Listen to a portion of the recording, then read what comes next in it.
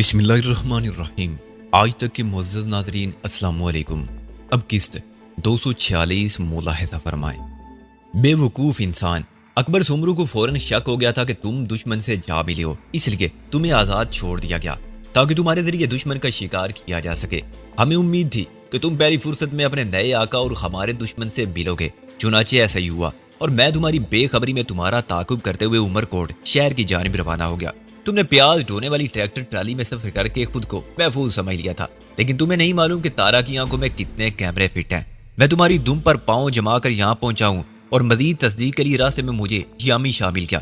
یہ وڈیرا سائیں کو وجدان اور اس کے ساتھی تنو کے بارے میں بتانے جا رہا تھا۔ میں نے کھلی جیپ میں اسے دیکھ کر روک لیا، اور جب اس کی بات سنی تو پھر یہاں پہنچنے میں ہم نے ایک لمحے کی بھی تاخیر نہیں کی۔ عمر کوٹ پہنچ کر ہم میر بخش یعنی تمہارا خفیہ تعاقب کرتے ہوئے اس ہوٹل تک پہنچے ہیں۔ تارا کی وضاحت نے میرے ذہن میں اٹھنے والے بہت سے سوالات کے جوابات فراہم کر دیے تھے۔ میر بخش ان انکشافات پر انگشت بدنداں تھا۔ تارا خاموش ہوا تو وہ لرزاں لہجے میں بولا، تارا سائیں، آپ بتا رہے ہو کہ وہی گاڑی باہر کھڑی انتظار کر رہی ہے؟ کیا یہ گاڑی؟ تارا نے اس کا جملہ مکمل ہونے سے پہلے ہی کہا، ہاں میر بخش، یہ اسی گاڑی کا ذکر ہے جس میں تم فردی جادوئی کہانی کے ساتھ کل رات بنگلے پر پہنچے تھے، وہی سیاہ ایمبولینس نما گاڑی۔ اوہ، میر بخش نے متاسفانہ انداز میں کہا، سائیں اگر آپ اسی گاڑی میں میرا تعاقب کرتے ہوئے یہاں پہنچے ہو تو پھر کیا اس گاڑی نے کوئی سلیمانی ٹوپی پہن رکھی تھی؟ میرا سے بھر اپنے عقب میں دیکھتا آیا ہوں، اگر وہ شاہ بند گاڑی میرے تعاقب میں ہوتی تو میری نظر میں آئے بغیر نہیں رہ سکتی تھی۔ تارا نے چپتے ہوئے لہجے میں کہا، وہ گاڑی اس لیے تمہاری نظر میں نہیں آئی کہ اب وہ سیاہ نہیں بلکہ سرخ ہو چکی ہے، یہ کیسے ممکن ہے؟ میر بخش حیرت سے اچھل پڑا، پھر کچھ سوچتے ہوئے بولا، ہاں ایک سرخ گاڑی کو تو میں نے وقفے وقفے سے اپنے پیچھے آتے دیکھا تھا، جس کی ڈرائیونگ سیٹ پر کوئی لمبی مونچھوں والا شخص بیٹھا ہوا تھا۔ تارا نے اپنے عقب میں کھڑے موٹے تازے میانہ قد شخص کی طرف اشارہ کیا اور کہا، یہ وہی شخص ہے جو بڑی نکلی مونچھیں لگائے گاڑی ڈرائیو کر رہا تھا۔ میں اور دوسرا گاڑی کے پچھلے حصے میں تھے۔ نکلی مونچھوں والے شخص کا نام موسیٰ ہے اور یہ دوسرا شخص عبداللہ ہے۔ یہ دونوں افراد تمہارے لیے اجنبی ہیں، اس انتخاب کی وجہ بھی تمہاری ناواقفیت ہی ہے۔ میں نے موسیٰ نامی شخص کو دیکھا، اس کے ہونٹوں پر باریک مونچھیں نظر آ رہی تھی، یقینی طور پر اس نے نکلی کنگ سائز مونچھیں اتار دی تھی اور اب اپنے اصلی حریے میں تھا۔ میر بخش آب حیرت میں غوطہ زن تھا۔ سائیں یہ بات سمجھ میں نہیں آ رہی کہ کالی گاڑی سرخ کس طرح بن گئی جادوئی کمال سے۔ تارا نے چپتے ہوئے لہجے میں کہا، تم نے بھی صحرا میں پیش آنے والی ایک طلسمی واقعے کی کہانی ہمیں سنائی تھی، ہم نے تم سے کوئی وضاحت نہیں مانگی تھی، لیکن اگر تم نہ بھی پوچھو تو میں تمہیں سیاہ گاڑی کے سرخ بدلنے کی وجہ ضرور بتاؤں گا۔ تارا نے ایک لمحے کا توقف دے کر باری باری ہم تینوں کے چہروں کا جائزہ لیا، پھر میر بخش کی طرف دیکھتے ہوئے اپنی بات مکمل کر دی۔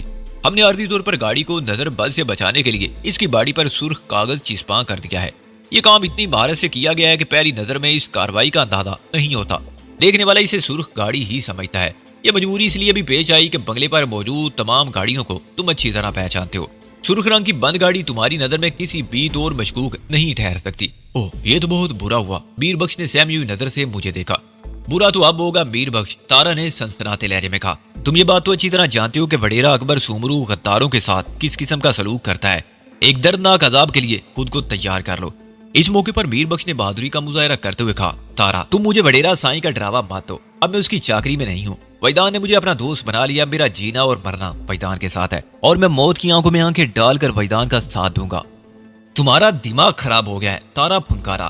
جب وجدان کا بخار اترے گا وڈیرا سائیں کے خوف سے کپکواتے پھرو گے، اور یہ وجدان۔ اس نے جملہ نامکمل چھوڑ کر مجھے حقارت سے دیکھا اور تلخ لہجے میں بولا، میں بھی تمہاری نظر کے سامنے اس کے ہاتھ پاؤں توڑ کر اپنے ساتھ لے جاؤں گا۔ اس کے اصول کی خاطر میں نے بہت پاپڑ بیلے ہیں۔ آج بنگلے پر پہنچ کر میں چودھری صاحب کو فون کروں گا تو وہ بھی خوشی سے جھوم اٹھیں گے۔ پھر اکبر سومرو کے توسط سے ان دونوں کو لاہور کے نوائی گاؤں رکھا والی پہنچانے کا بندوبست کیا جائے گا، اور تم۔ تارا نے میر بخش کو نفرت بھری نظر سے دیکھا اور اتمی لہجے میں بولا، تمہیں بنگلے کے سامنے گردن تک زمین میں گاڑا جائے گا، پھر تمہارے چہرے پر شہد مل کر خطرناک موذی مکھیاں تم پر چھوڑ دی جائیں گی، جو اپنے سوئیوں سے زیادہ تیز ڈنک بے دریغ تمہارے چہرے کے گوشت میں اتارنا شروع کر دیں گی۔ میں نے تارا کو منہ توڑ جواب دیتے ہوئے کہا، دھمکی بازی میں تم اپنے بھائی سے بھی کسی طرح کم کمینے نہیں ہو، مگر میں نے اس بدذات کا جتنا برا انجام کیا تم اسے بھی زیادہ عبرتناک اختتام کو پہنچو گے۔ جب بساط بچ گئی ہے تو دو بدو مقابلہ ہوگا، آج پتہ چل جائے گا تم میں کتنا دم ہے۔ تارا نے مجھے گہری نظر سے گھورا۔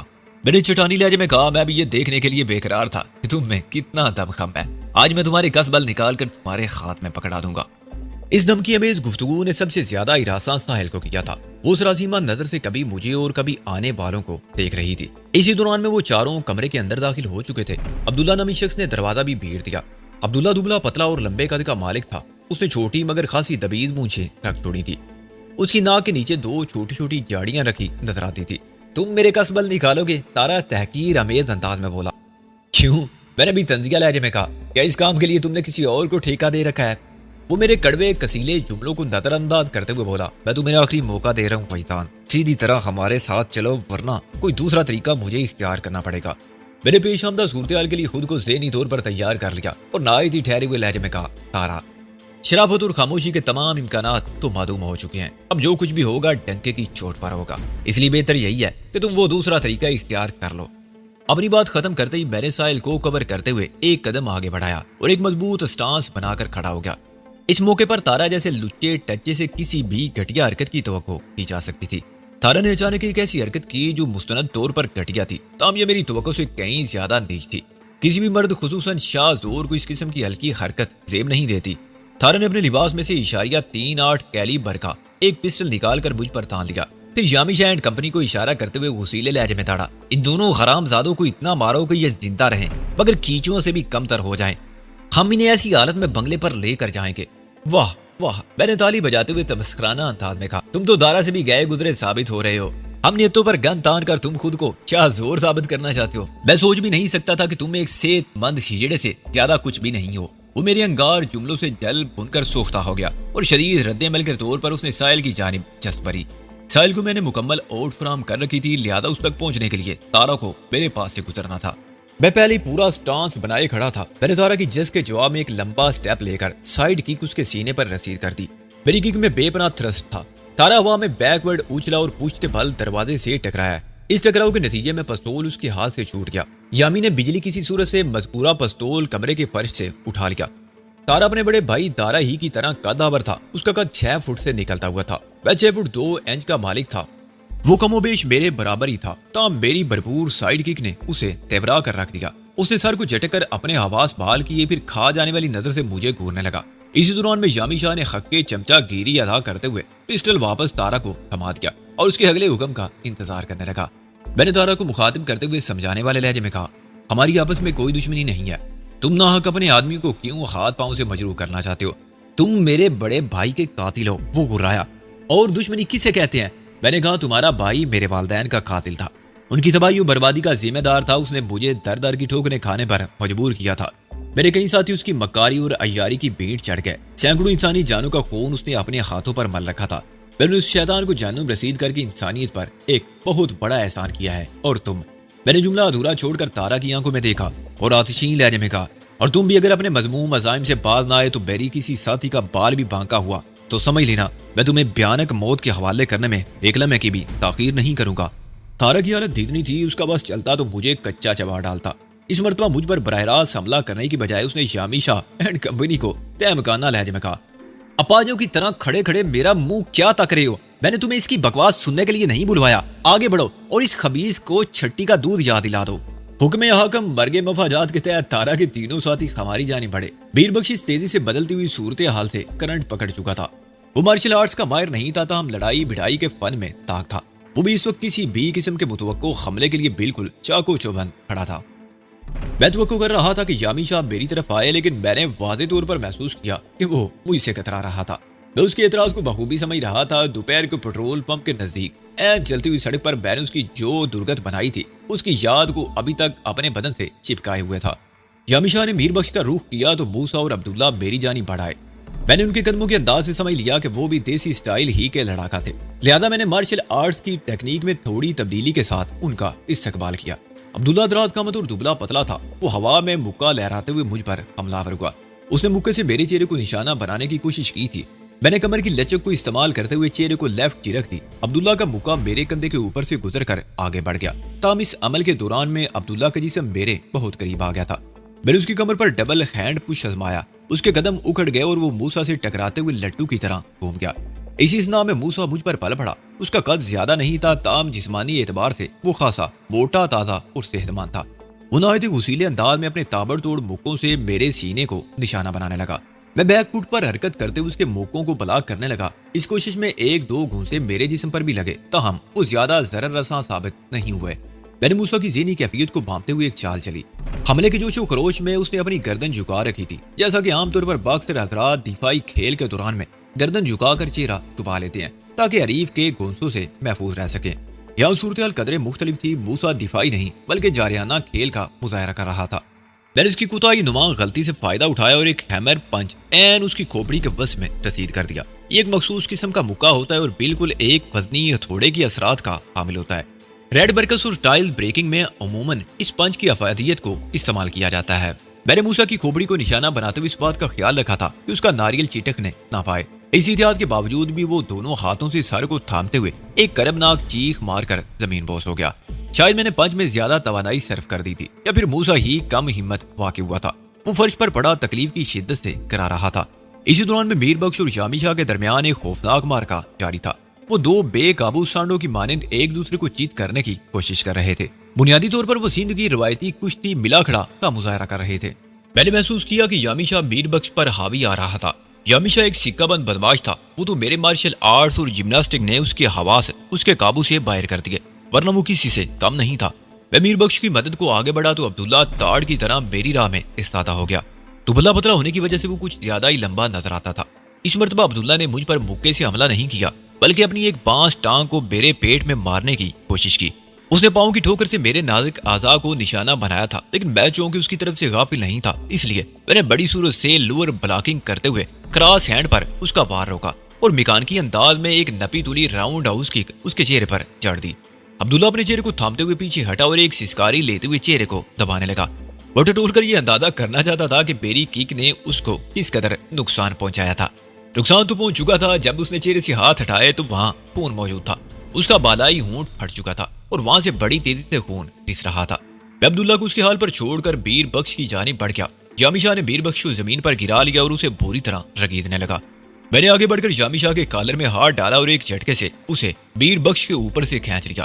جب یامی شاہ نے گردن سیدھی کر کے صورتحال کو جاننے کی کوشش کی تو میں نے ایک فولادی پنچ اس کی ناک پر رسید کر دیا۔ اس کی ناک سے لہو جاری ہو گیا، شاید اس کا بانسا پھر گیا تھا۔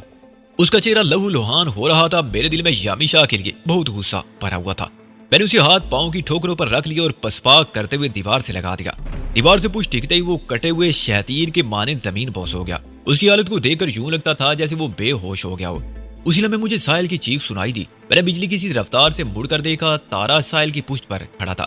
اس نے بائیں ہاتھ میں ساحل کے بالوں کو مضبوطی سے دبوچ رکھا تھا اور دائیں ہاتھ میں پکڑے ہوئے پستول کی خوفناک نال ساحل کی گردن سے پیوست تھی۔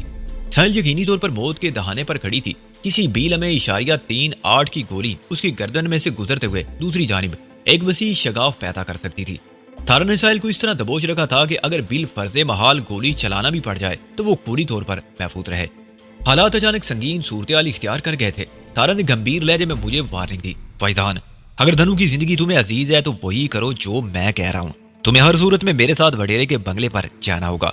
مجھے اپنی ساتھی کی زندگی اتنی عزیز ہے جتنی کہ خود اپنی۔ میں نے ٹھہرے ہوئے انداز میں اسے باتوں میں لگانے کی کوشش کی۔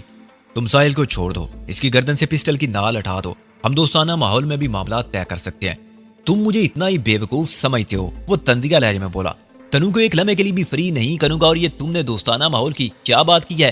ہم مزلی دشمن ہیں، ہمیشہ دشمن ہی رہیں گے۔ میں نے اس کی آنکھوں میں دیکھتے ہوئے کہا، تمہاری اور تمہارے چودھری ملک نواز علی کی دشمنی میرے ساتھ ہے، تم ساحل کو کیوں بیچ میں لا رہے ہو؟ یہ ساحل نہیں دھنو ہے۔ تارا نے پسٹل کی نال کا دباؤ ساحل کی گردن پر بڑھاتے ہوئے کہا، تم کبھی سے کلثوم بنا لیتی اور کبھی ساحل، لیکن یاد رکھو اس قسم کی چالیں ہم پر بے اثر ہیں۔ مجھے اچھی طرح معلوم ہے یہ بدھ مت کی پیروکار ہے، اس کا اس دنیا میں کوئی نہیں، اس لیے تم اسے بغل میں دبائے پھر رہے ہو۔ ایک لمحے کے توقف سے اس نے پھر کہنا شروع کیا، یہ تم نے ٹھیک ہی کہا، ہماری اصل دشمنی تم سے ہے، مگر اس دشمنی کے راستے میں تمہارا جو بھی ساتھی آئے گا وہ ہماری دشمنی کا نشانہ ضرور بنے گا۔ میں اپنے مقصد میں کسی حد تک کامیاب ہو گیا تھا۔ میں اس کوشش میں تھا کہ کسی طرح تاروں کو باتوں میں لگا کر ساحل کی نجات کا راستہ نکال سکوں۔ وہ میرے مکالمہ بازی کے پھندے میں پاؤں ڈال چکا تھا۔ میں نے پھندے کو تنگ کرنا شروع کر دیا۔ اسی دوران میں اپنے اور تارا کے درمیان فاصلے کو ذہن میں رکھتے ہوئے کسی فوری کارروائی کے بارے میں مسلسل سوچ رہا تھا۔ میرے عام سے انداز میں کہا، مثالیں تو میں نے بہت سن رکھی ہیں تارا، لیکن تمہاری بزدلی کی کوئی مثال نہیں ملتی۔ تم کہنا کیا چاہتے ہو؟ وہ غرایا۔ میں نے کہا، تم ایک لڑکی کو گن پوائنٹ پر رکھ کر مجھے کمزور بنانے کی کوشش کر رہے ہو، یہ کوئی جوان مردی تو نہ ہوئی۔ میں نے تمہاری بہادری کے بہت سے غائبانہ قصے میر بخش کی زبانی سے سنے ہیں، مگر اب تمہیں دیکھ کر محسوس ہو رہا ہے وہ قصے کہانیاں جھوٹ کا پلندہ تھی۔ اگر تم واقعی مرد ہو تو پھر ساحل کو چھوڑ دو اور میرے ہاتھوں میں ہاتھ ڈال کر اپنی شاہ زوری کو آزماؤ، میں بھی تو دیکھوں تارا کا چھوٹا بھائی کس پائے کا فائٹر ہے۔ وہ میرے چڑھاوے میں کچھ زیادہ ہی نہ آئے اور زیر لب مسکراتے ہوئے زہریلے لہجے میں بولا، فیضان میں تمہاری یہ خواہش ضرور پوری کروں گا، مگر یہاں نہیں بلکہ بنگلے پر پہنچ کر۔ ابھی میرے پاس کسی قسم کی میدان جمانے کی فرصت نہیں ہے۔ میں تاروں کو مزید باتوں میں لگائے رکھنا چاہتا تھا کہ میر بخش نے میری اب تک کی محنت پر پانی پھیر دیا۔ جامی شاہ کی گرفت سے آزاد کروانے کے بعد میں اس کی طرف سے غافل ہو گیا تھا، کیونکہ ساحل کی چیخ نے مجھے اپنی طرف متوجہ کر لیا تھا۔ تارا سے میری مکالمت کے دوران میں میر بخش سمجھ چکا تھا اور اب حق دوستی نبھاتے ہوئے اس نے ایک فاش غلطی کر ڈالی۔ وہ جوش جذبات میں آ کر تارا پر چھلانگ لگا بیٹھا۔ میر بخش کی اس اچانک حرکت پر تارا کے ساتھ ساتھ میں بھی بوکھلا گیا تھا۔ تارا نے فطری رد عمل کے طور پر ساحل کی گردن سے پسٹل ہٹا کر میر بخش پر فائر کر دیا اور ایک زوردار دھماکہ ہوا، مگر میر بخش فضا میں اچھل کر زمین پر گرنے کی بجائے سیدھا تارا پر آیا اور دونوں کو اپنے ساتھ لیتے ہوئے دور تک لڑکتا چلا گیا۔ میر بخش کی قسمت اچھی تھی کہ وہ براہ راست گولی کی زد میں نہیں آیا تھا، ورنہ 3.8 کی ظالم گولی اس پر ظلم کے پہاڑ توڑ دیتی۔ تاہم وہ بالکل محفوظ بھی نہیں تھا۔ پسٹل سے نکلنے والی گولی اس کے دائیں بازو کے کندھے کے قریب سے چھو کر گزری تھی اور اسے ناقابل تلافی نقصان پہنچا گئی تھی۔ میر بخش اپنا گھائل بازو تھام کر زمین سے اٹھنے کی کوشش کرنے لگا۔ میں اس موقع کا ایک لمحہ بھی ضائع کرنے کا تصور نہیں کر سکتا تھا۔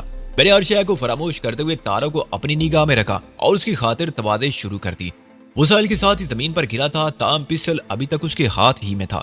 میں نے زمین پر گرے ہوئے تارا کے پسٹل بردار ہاتھ پر اپنے پاؤں سے ایک بھرپور ٹھوکر دے ماری۔ پسٹل تارا کے ہاتھ سے نکل کر کمرے کے کونے میں چلا گیا۔ یہ ایک طرح سے اور بھی برا ہوا کیونکہ پسٹل جس مقام پر پہنچا تھا وہاں عبداللہ موجود تھا، جو اپنے زخمی ہونٹ کو دبا کر خون بند کرنے کی کوشش کر رہا تھا۔ جب اس نے پسٹل کو اپنے قدموں کے قریب پایا تو اس کی آنکھوں میں چمک پیدا ہوئی اور وہ پسٹل اٹھانے کے لیے فوراً زمین کی طرف جھک گیا۔ میں نے عبداللہ کے عزائم کو پامتے ہوئے خالق سے یل کی تیز آواز نکالی اور فضا میں پرواز کرتے ہوئے اس کی طرف آیا۔ پھر اس سے پہلے کہ وہ زمین سے پسٹل اٹھا کر کوئی ایسی ویسی حرکت کرتا، میری سائیڈ فلائنگ کک اس کے جبڑے پر پڑی۔ یہ عین وہی وقت تھا جب وہ پسٹل اٹھا کر سیدھا کھڑا ہو رہا تھا۔ عبداللہ پسٹل سمیت ہوا میں اچھلا اور چوبی کرسی پر جا گرا۔ اس کا بالائی ہونٹ میں پہلے ہی زخمی کر چکا تھا۔ اب میرے پاؤں نے جو اس کے جبڑے کی مزاج پرسی کی تو وہ دوہری تکلیف میں مبتلا ہو کر کرانے لگا۔ میں نے اس کا پیچھا نہ چھوڑا اور اس کے سر پر پہنچ گیا۔ وہ کرسی سے الجھا ہوا تھا اور میں نے محسوس کیا کہ وہ اٹھنے سے پہلے کرسی کے عقب سے مجھ پر فائر کرنے کا ارادہ رکھتا تھا۔ میں نے زمین پر بیٹھتے ہوئے بڑی صورت سے بیک سویپ کی۔ میرے پاؤں کی ایڑی عبداللہ کی کنپٹی پر لگی جبکہ گھٹنے کے اندرونی حصے نے کرسی کو دور دھکیل دیا۔ کنپٹی پر لگنے والی چوٹ نے عبداللہ کو بے حال کر دیا۔ یہ ایک اتفاق تھا کہ اس کا چہرہ بے در پہ ٹھوکروں کا نشانہ بن رہا تھا۔ اس مرتبہ لگنے والی ٹھوکر بڑی کارگر تھی۔ پسٹل اس کے ہاتھ سے نکل کر دیوار کے پاس جا پہنچا۔ عبداللہ زمین پر پڑا تڑپ رہا تھا۔ دوسری جانب تارا اور میر بخش میں ٹھن گئی تھی۔ میں نے ان کی جانب متوجہ ہونے سے قبل پسٹل پر قبضہ جما لیا۔ اسی لمحے میرے ذہن میں ایک خیال بہت تیزی سے ابھرا۔ مجھے پسٹل کے بل پر موجودہ صورتحال کو اپنے حق میں کر لینا چاہیے۔ میرے یہ خیال مکمل ہوتے ہی ذہن کو جھٹک دیا۔ میں اپنے دل میں پختہ عزم کر چکا تھا کہ دشمنوں سے نبرد آزما ہوتے وقت میں اپنی ذہنی اور جسمانی صلاحیتوں پر اکتفا کروں گا، اور جہاں یہ صلاحیتیں بالکل ناکامیاب ہو جائیں وہاں پھر کسی اور چیز کے بارے میں سوچوں گا۔ کسی اور سارے میں بھی میری روحانی قوتوں کو اولیت حاصل تھی، اس لیے اسلحے وغیرہ کا نمبر تو سب سے آخر میں تھا۔ موجودہ صورتحال میں یہ پسٹل ہی سب سے زیادہ خطرناک اور مہلک ثابت ہو سکتا تھا جو اب میرے ہاتھ میں تھا۔ جس طرح سانپ کا زہر نکال دیا جائے تو وہ ایک حقیر کیچوے کی حیثیت اختیار کر جاتا ہے، بالکل اسی طرح اگر کسی گن میں سے گولیاں نکال لی جائیں تو وہ دھاتی کھلونے سے زیادہ اہمیت کا حامل نہیں رہتا۔ میرے ہاتھ میں پکڑے ہوئے پسٹل کا کلپ نکال کر اپنی جیب میں ڈالا اور خالی پسٹل کو ایک طرف پھینک دیا۔ میں نے مڑ کر دیکھا تو تارا میر بخش پر بھاری پڑ رہا تھا۔ میر بخش کے زخمی بازو سے اب باقاعدہ خون جاری ہو گیا تھا اور کندھے پر سے اس کی قمیض سرخ دکھائی دے رہی تھی، تاہم وہ تارا کے سامنے ڈٹا ہوا تھا۔ میں نے میر بخش کو مخاطب کرتے ہوئے کہا، گھبراؤ نہیں دوست، میں تمہاری مدد کو آ گیا ہوں۔ وہ زیادہ جوش و خروش سے تارا پر حملے کرنے لگا، مگر میں نے دیکھا کہ میر بخش کے اٹیک میں زیادہ دم نہیں تھا۔ اس کے بالعکس تارا بڑی بے باکی سے اسے چوٹیں پہنچا رہا تھا۔ تارا کی ایک زبردست مکہ کھا کر میر بخش ڈگمگا گیا تو میں نے اسے کندھوں سے تھام کر پیچھے ہٹاتے ہوئے کہا، تم ساحل کا خیال رکھو میر بخش، میں اس سور نما سورما کو دیکھتا ہوں۔ میں ٹائیگر سٹانس میں قدم جما کر تارا کے سامنے کھڑا ہو گیا اور اسی وقت مجھ پر ایک انکشاف ہوا۔ تارا بھی ایک مارشل آرٹسٹ تھا۔ میرے سٹانس کے جواب میں اس نے فرسٹ ایڈی سٹانس بنایا اور غراٹ امیز لہجے میں بولا، فیضان میں نہیں چاہتا کہ ہمارے درمیان یہاں ایک تکنیکی جنگ چھڑ جائے، مگر تم نے مجھے مجبور کر دیا ہے۔ مجبور تو تم اس وقت ہوگے تارا جب اپنے قدموں پر کھڑے ہونے کے قابل بھی نہیں رہوگے۔ میں نے اس کے چہرے اور کمر کو بیک وقت نظر میں رکھتے ہوئے کہا، آج میں تمہیں مجبوری کا مفہوم بڑی وضاحت سے سمجھا دوں گا۔ بہرحال مجھے تمہاری ایک ادا نے خوش کر دیا ہے۔ کون سی ادا؟ اس نے چونک کر پوچھا۔ میری نظر اس کی کمر کی ذرا سی جنبش کو بھی نظر انداز کرنے کے حق میں نہیں تھی، کیونکہ فائٹ کے دوران میں کمر کی اہمیت سب سے زیادہ ہوتی ہے۔